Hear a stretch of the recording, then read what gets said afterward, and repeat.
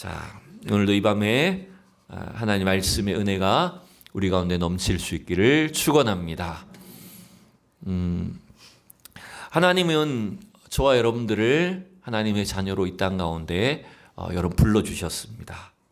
하나님 우리를 불러주셨다는 것은 뭐냐면 우리가 예수를 믿고 신앙생활을 하기로 한 것이 우리의 어떤 선택과 결정에 있다라기보다 하나님의 부르심, 하나님의 선택에 달려있다라고 하는 것을 우리가 아는 것입니다. 그래서 우리 옆에 분들에게 오늘 설교를 시작하면서 한번 옆 사람에게 이렇게 한번 자기를 소개해 주시면 좋겠어요. 하나님이 저를 이렇게 불러주셨습니다. 한번 옆에 분에게 하나님 나를 언제 어떻게 부르셨는지 정말 짧게 간단하게 한번 소개를 하십시다. 시작. 소개합시다. 자, 우리가 보통 어떤 직장이나 학교나 기업에 우리가 들어가게 되면 대부분 뭐 때문에 뽑힙니까? 내가 가진 능력 때문에 혹은 나의 스펙이나 학벌이나 내가 소유하고 있는 것들 때문에 세상이 나를 뽑아주는 거죠. 근데 여러분 하나님이 우리를 부르셨다는 것은 우리의 자격이나 능력 때문에 나의 스펙 때문에 뽑아주신 것이 아닙니다.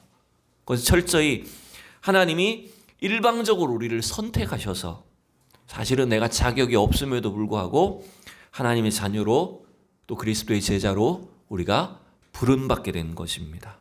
그래서 오늘 읽은 본문에는 예수님께서 12제자를 뽑으신 장면, 그 말씀이 기록되어 있고 또 그 명단이 오늘 16절부터 19절 사이에 기록되어 있는 걸 볼 수가 있죠.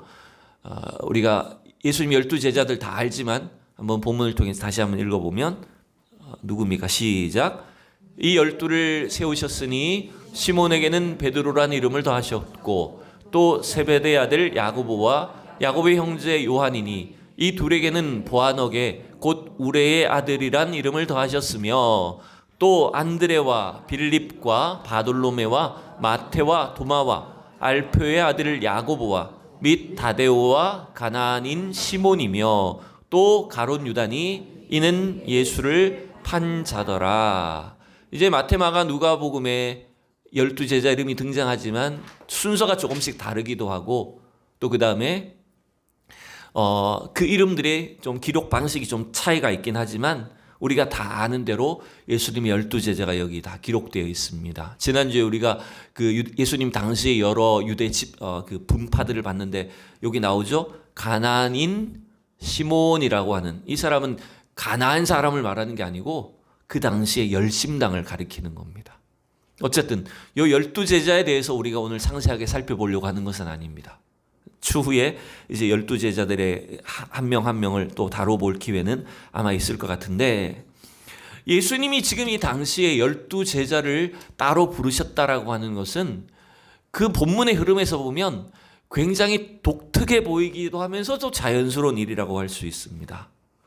여러분 우리가 지금 2장에서 마가복음 2장에서 지금 3장으로 넘어가서 본문을 보고 있는데 당시에 지금 이 유대교 종교 지도자들 중에서 사실은 경건한 사람들 그 당시 사회 속에서 매우 존경받던 사람들은 누구였습니까?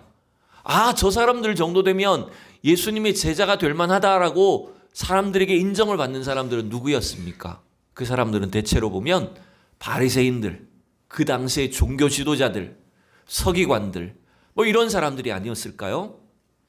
그런데 여러분 그 사람들은 도리어 예수님의 행적과 예수님이 행하시는 일들과 예수님의 말씀에 어떤 반응을 보였습니까? 예수님이 자기들의 그 전통을 어기고 율법을 막 훼손하는 것처럼 그래서 안식일도 지키지 않고 금식도 하지 않고 자기들의 그 정결 규례를 따르지 않는 것들을 보고 예수님께 대해서 어떤 생각, 어떤 마음을 먹었습니까? 지난주에 봤던 3장 6절에서 어떤 생각을 품었습니까? 바리새인들이 헤롯 왕과 함께 예수님을 어떻게 죽일까? 저 인간을 어떻게 죽여야 될까? 이렇게 마음을 먹었다는 거예요. 그러니까 그 당시에 하나님의 사람이라고 인정받는 충분히 그리스도의 제자가 될 만하다고 여겨지는 사람들은 도리어 예수님에 대해서 반감을 품고 예수님을 대적하는 사람들 되었어요. 예수님을 죽이려고 하는 그런 인물들이 되어버렸다는 겁니다. 그에 비해서 여러분 일반 대중들은 또 어떨까요? 이게 참 상반된 반응이에요. 그죠? 하나님의 사람으로 여기지는 그 지도자들은 예수님을 막 대적하고요. 반대로 아무것도 모르는 일반 대중들은 어떻게 반응할까요? 7절 8절에 보면 예수께서 제자들과 함께 바다로 물러가시니 갈릴리에서 큰 무리가 따르며, 여러분 8절 읽어보세요. 시작. 유대와 예루살렘과 이두메와 요단강 건너편과 또 드로와 시돈 근처에서 많은 무리가 그가 하신 큰 일을 듣고 나오는지라. 완전히 반대 반응이잖아요. 바리새인들은 어떻게 했다고요? 예수님을 죽이려고 했는데, 아무것도 모르는 일반 대중들은, 죄악 속에서 살아가는 사람들은 어떻게 반응해요? 도리어 큰 무리가 예수님을 따르는 거예요. 예수님을 너무너무 많은 사람들이 쫓아다니는 거예요. 그래서 심지어는 사람들에게 둘러싸여서 설 곳이 없으니까 예수님이 어떻게 합니까? 바닷가에 배를 띄워놓고 해변가에 있는 사람들에게 하나님의 말씀을 선포하시기도 하고, 그런 장면들이 이제 성경에 기록되어 있죠. 근데 문제는 뭡니까? 이렇게 많은 무리들이 예수님을 쫓고 예수님을 따랐지만 이 사람들의 관심은 어디 있습니까? 이 많은 무리는 무엇 때문에 예수님을 쫓은 겁니까? 어떻게 해달라고? 자신들의 필요를 위해서입니다. 병을 고침받기 위해서. 각종 귀신 들린 자, 병 들린 자, 가난한 자, 그 어떤 일차적인 필요를 위해서 예수님을 쫓았다는 것입니다. 그게 나쁜 건 아니에요. 많은 무리들이 예수님을 따르는 것이 결코 악하고 나쁜 일은 아니었지만 그들은 자신들의 필요를 위해서 예수님을 쫓아다녔다는 겁니다. 그래서 예수님은 오늘 우리가 읽은 이 9절부터의 본문에서는 이제는 어떻게 하십니까? 9절이 아니라 13절에서부터의 본문에서는 이제는 예수님을 배척하는 사람도 아니고 따르는 무리들도 아니고 그 가운데서 특별히 제자들을 찾으셨다는 거예요. 12절에 보면 그 많은 무리들이 예수님을 따랐지만 예수님 어떻게 하셨다고요? 자기를 나타내지 말라고 경고하셨어요. 엄하게 경고하셨어요. 이건 예수님이 원하시는 일이 아니었기 때문입니다. 예수님은 우리 같으면, 만약에 저 같으면 이렇게 수많은 사람들이 저를 쫓는다 그러면 어떤 생각이 들까요? 와, 내가 이제 성공했구나. 내가 유명해졌구나. 이걸 즐거워하지 않을까요? 그런데 이 땅에 오신 예수님이 진정으로 원하셨던 것은 그런 세상적인 인기나 성공에 있지 않았다는 것입니다. 그래서 오늘 우리가 읽은 이 본문을 통해서 이 땅에 오신 예수님이 왜 우리에게 오셨는지, 어떤 목적을 이루려 하시는지를 성경이 우리에게 알려주고 있다는 것입니다. 여러분, 그게 뭡니까? 바로 예수님은 이 땅 가운데서, 사람들 가운데서 제자들을 세우시는 것입니다. 사람을 세우시고 제자를 택하셔서 그들을 통해서 하나님 나라를 우리 가운데 이루어 가시는 것이 주님이 오신 목적이었다는 거예요. 그래서 우리가 작년인가요? 상반기의 요절입니까? 마태복음 28장이 뭐예요? 28장 요절이 뭐였습니까? 기억나시죠? 같이 해볼까요? 시작. 그러므로 너희는 가서 모든 민족을 제자로 삼아 아버지와 아들과 성령의 이름으로 세례를 베풀고 내가 너희에게 분부한 모든 것을 가르쳐 지키게 하라. 볼지어다 내가 세상 끝날까지 너희와 항상 함께 있으리라 하시니라. 아멘. 예수님이 왜 우리를 택하셨어요? 왜 우리를 부르셨다고요? 세상 끝날까지 함께 있기 위해서도 맞지만 우리를 통해서 이 땅을 변화시키도록, 우리가 예수 그리스도의 제자가 되고 또한 우리를 통해서 또 다른 누군가를 제자로 삼고 이 땅을 복음으로 변화시키도록 하기 위해서 우리를 부르셨다는 것입니다, 여러분. 그게 여러분 예수님이 이 땅에 오신 가장 핵심적인 사역 중에 하나였다는 거예요. 그래서 오늘 우리가 읽은 13절의 말씀에 보면 과연 제자의 본질이 무엇인가를 이 한 절, 13절 한 절만 가지고도 알 수가 있어요. 자, 13절 다시 읽어봅시다. 시작. 또 산에 오르사 자기가 원하는 자들을 부르시니 나 온지라. 여러분, 예수님이 지금 제자들을 택하여 부르시고 세울 때 물론 한 곳에서만 부른 것은 아닙니다. 한 장소에서만 예수님 제자를 택하신 것은 아니에요. 그러나 지금 12제자를 세우실 때에 13절에 보니까 가장 처음에 나오는 단어가 뭐냐면 또 산에 오르사라고 되어 있습니다. 여러분, 산에 오른다는 것은 단순히 장소적인 이동만을 말하는 것이 아닙니다. 산에 오른다는 것은 이 세상과는 뭔가 동떨어진 자리를 말하는 것입니다. 동시에 산에 오른다는 것은 예수님은 지금 이 시점의 문제가 아니라 먼 미래를 향한 계획을 갖고 계시다는 걸 말씀하시는 거예요. 그래서 우리가 잘 아는 것처럼 예수님이 산상수훈에 말씀하실 때도 그곳이 어디였어요? 산 위였어요. 물론 뭐 지금처럼 막 높은 고지를 말하는 것은 아닙니다. 그럼에도 불구하고 예수님은 산 위에서, 즉 하나님 장차 이루어질 하나님 나라의 계획들을 말씀하실 때 산 위에 오르셨다고 표현을 하는 것입니다. 결국 제자 삼는 사역이라는 뭘까요? 예수님께서 제자를 택하시고 제자를 세우시는 일이라는 건 뭘까요? 그것은 바로 세상의 일이 아니라는 겁니다. 하나님께서 장차 우리를 통해서 이루실 영광스러운 미래에 대한 일을 나타내는 거예요. 여러분, 이러한 계획 가운데 저와 여러분을 부르셨다는 것을 여러분 믿으시기 바랍니다. 그 말은 하나님이 우리를 향한 놀라운 계획들을 갖고 계시다는 거예요. 주님이 제자들을 통해서 이루실 미래에 대한 완벽한 계획들을 갖고 계시다는 거예요. 그게 산에 오르사라는 의미입니다. 그 다음에 두 번째는 여러분 보시면 제자라는 것은 결국 뭡니까? 주님의 산에 오르신 주님의 계획이 있다는 것이고, 두 번째는요, 자기가 원하는 자들을 부르셨대요. 이게 결국 뭡니까? 우리의 노력이나 우리의 스펙이나 우리의 능력 때문이 아니라 뭐 때문에 우리가 부름받았다고요? 제자들이 뭐 때문에 부름받았다고요? 예수 그리스도의 선택으로 예수님이 원하시는 자들을 불러주셨다는 거예요. 여러분, 앞서서도 우리가 살펴봤지만 그 당시 얼마나 잘 나가는 종교인들이 많습니까? 세상으로부터 존경받고 인정받는 많은 유대인들이 있었습니다. 근데 주님은 누굴 택하셨어요? 자기가 원하는 자들을 택하셨어요. 근데 그 사람들은 도리어 어떤 사람들이죠? 그 당시 유대 종교에서 보면, 세상으로 보면 어떤 사람들입니까? 다 천대받는 사람들입니다. 어부들, 죄인과 세리들, 또 여러분 몸이 부정한 사람들, 세상으로부터 손가락질 받던 그런 죄인들을 주님께 택하여 부르셨어요. 즉 하나님 우리를 부르신 이유가 바로 우리가 어떤 자격이 있는 존재였기 때문이 아니란 걸 나타내는 것입니다. 반대입니다. 우리가 아무 자격이 없고 능력이 없지만 주님이 우리를 선택하여 부르셨기 때문에 우리가 제자가 될 수 있는 것입니다, 여러분.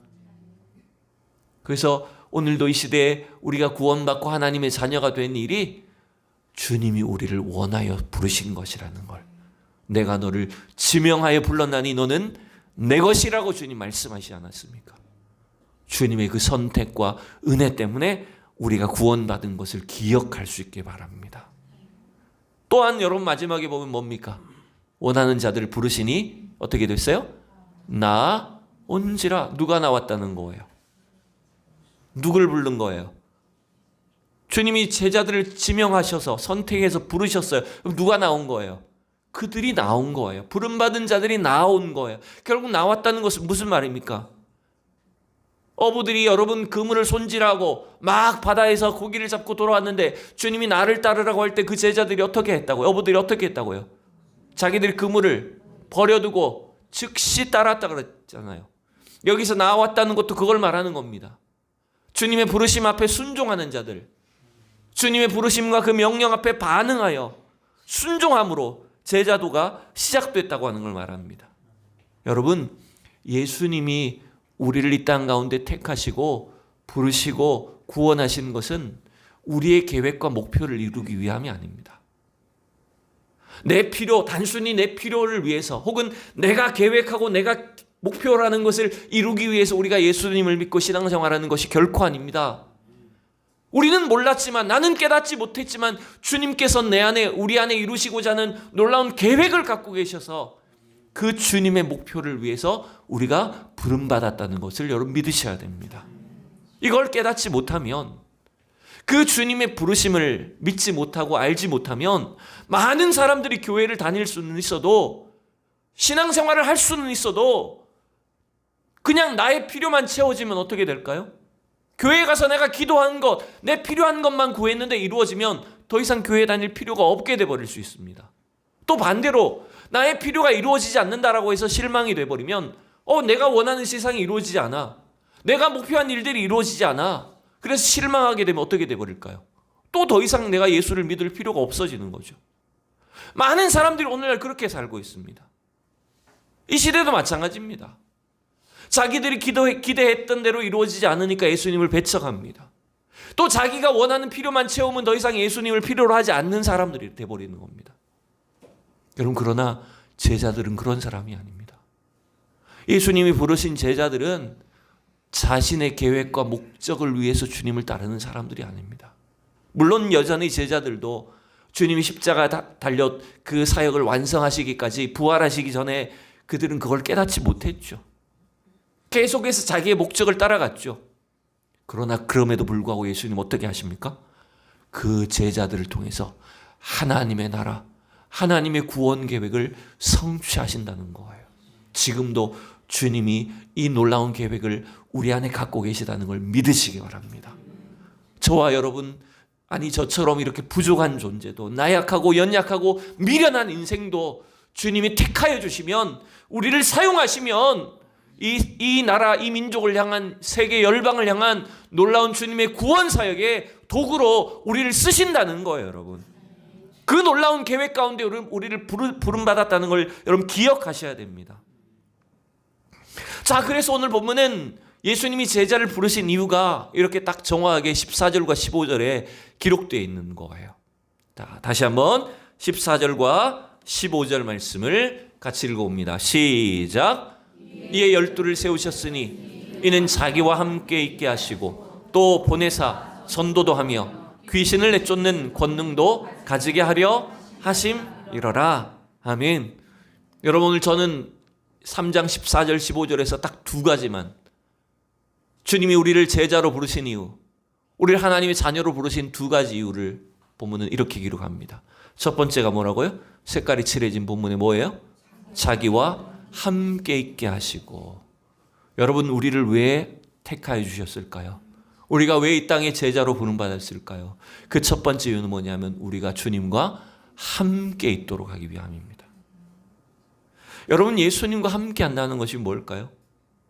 우리가 구원받은 자녀로서 하나님과 함께 한다는 것이 뭡니까? 그게 구원의 본질적인 의미입니다. 인간이 범죄하여 하나님으로부터 멀어진 존재, 하나님과의 관계가 끊어진 대상이 되었다면 구원이라는 것은 결국 뭐죠? 그 관계가 회복되는 겁니다. 그래서 우리가 예수 그리스도의 제자가 되어서 주님과 함께 한다는 것은 그 구원의 본질적인 은혜, 기쁨, 영광을 누리게 됐다는 걸 말하는 것입니다. 우리가 마치 제자가 된다는 것을 굉장히 내가 어려운 일을, 무거운 사명을 감당해야 되는 것이라고 생각하기가 쉽습니다. 그러나 여러분, 그게 근본적인 목적이 아니라는 거예요. 주님이 오늘 말씀하고 계시잖아요. 제자들이 주님과 함께 하기 위해서라고요. 교회에서 우리가 신앙생활 하는 것도 우리가 먼저 하나님의 그 말씀 안에서 주님의 그 임재 가운데 내가 주님과 함께하고 있다는 것을 누리는 것이 우리 신앙생활이 되셔야 됩니다. 여러분, 이것은 함께한다는 것은 하나님의 근본적인 속성입니다. 삼위일체 하나님이 성부, 성자, 성령님이 함께 계신 분입니다. 그래서 우리가 구원받은 하나님의 자녀로서 이 땅을 살 때 우리도 주님과 함께하는 삶이 돼야 된다는 겁니다. 또한 구원받은 하나님의 자녀들이, 성도들이 날마다 함께하는 삶을 사는 것이, 이게 구원받은 제자된 우리 삶의 목적이라는 걸 여러분 기억하셔야 돼요. 그래서 날마다 우리가 주님을 더 알아가고 주님의 말씀을 날마다 배우고 또 주님을 닮아가는 것이 우리의 신앙생활이 돼야 된다는 거예요. 요한복음 15장에 보면 예수님이 뭐라 말씀하셨습니까? 나는 참 포도나무요, 내 아버지는 농부고 우리는 가지라고 말씀하셨어요. 그래서 너희가 내 안에 거하라, 나도 너희 안에 거하리니 가지가 포도나무에 붙어 있지 아니하면 열매를 맺을 수가 없고, 포도나무 가지가 가지가 줄기에 붙어 있는 것처럼 너희가 내 안에 거하고 내가 너희 안에 거하면 많은 열매를 맺으리라고 하셨어요. 여러분, 교회 공동체도 마찬가지입니다. 우리 신앙생활도 마찬가지입니다.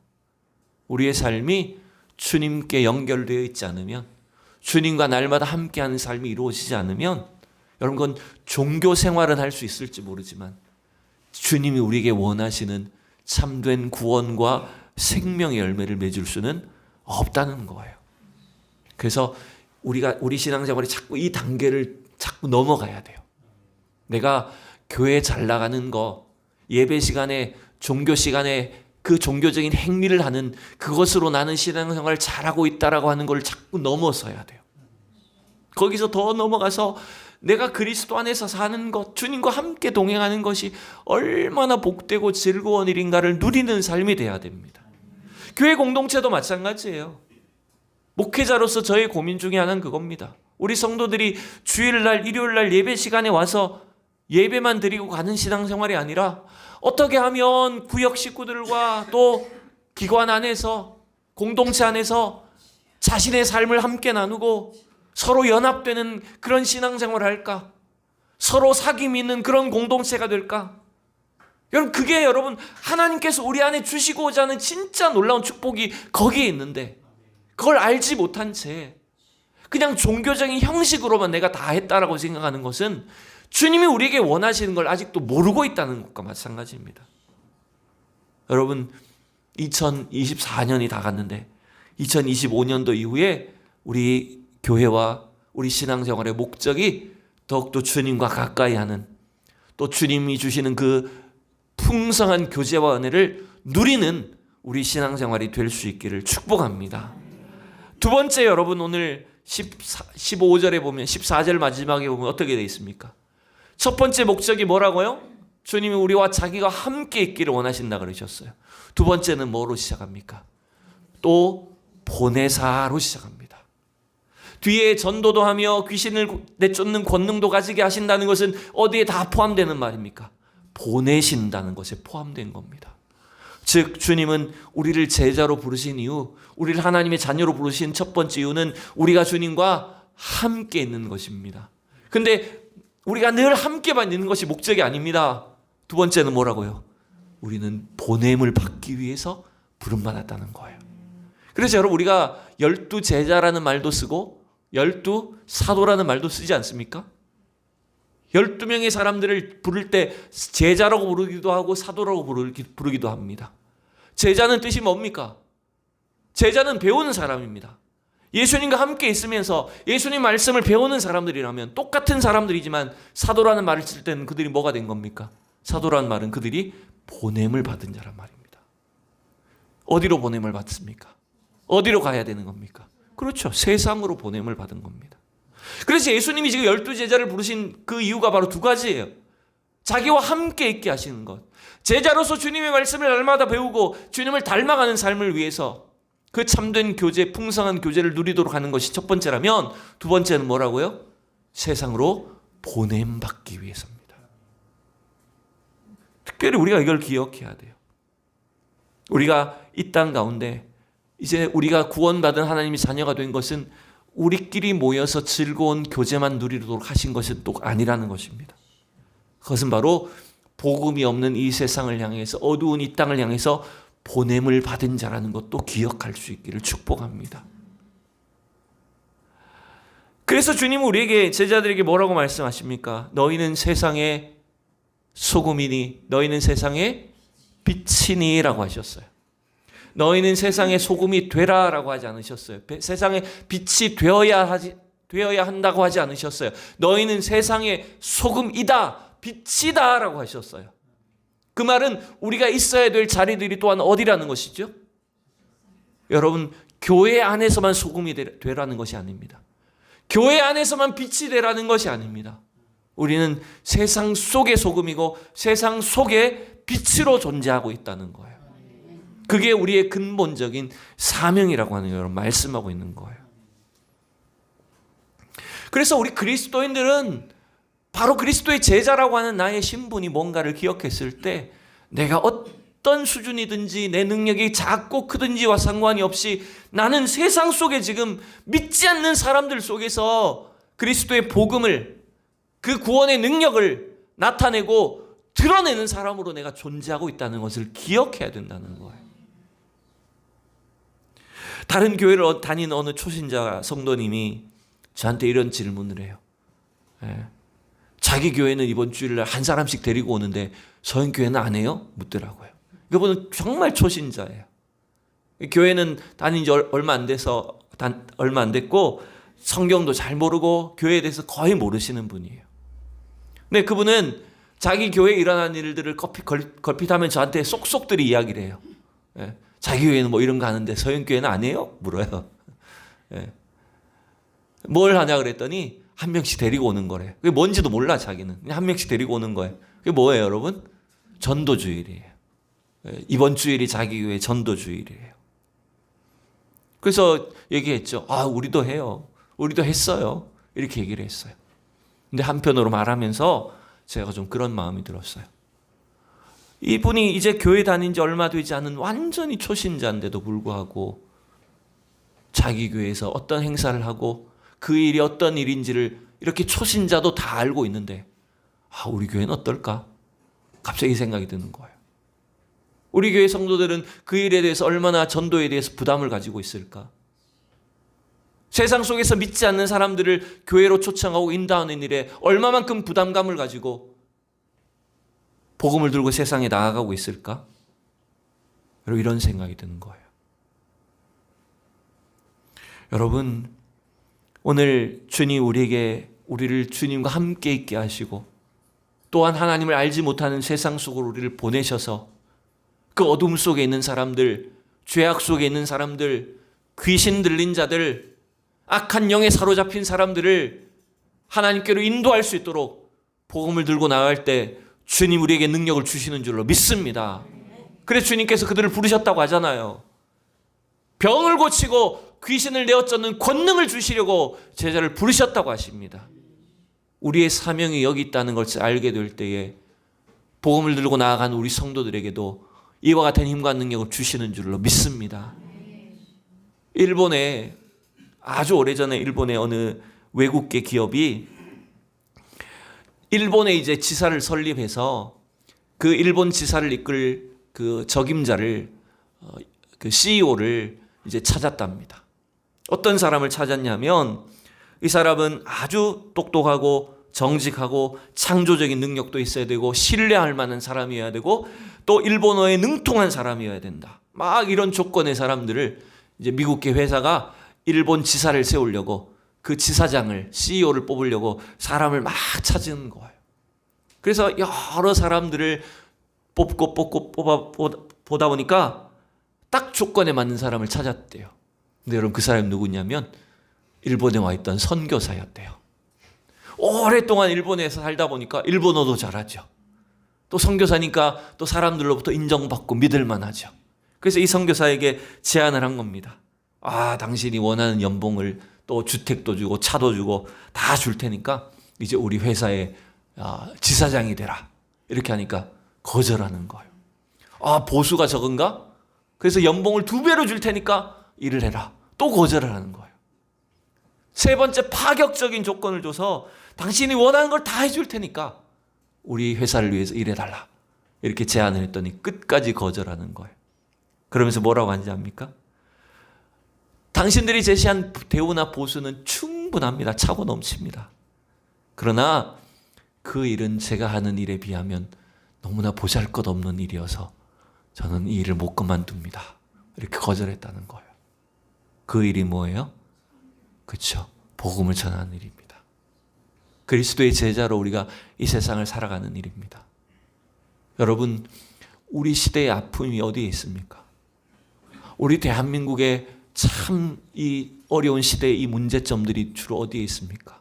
물론 하나님을 알지 못하는 세상 사람들, 그들의 온갖 욕심 때문에 이 땅에 불행이 있고 온갖 죄악들이 있고 정치적인 문제들이 발생합니다.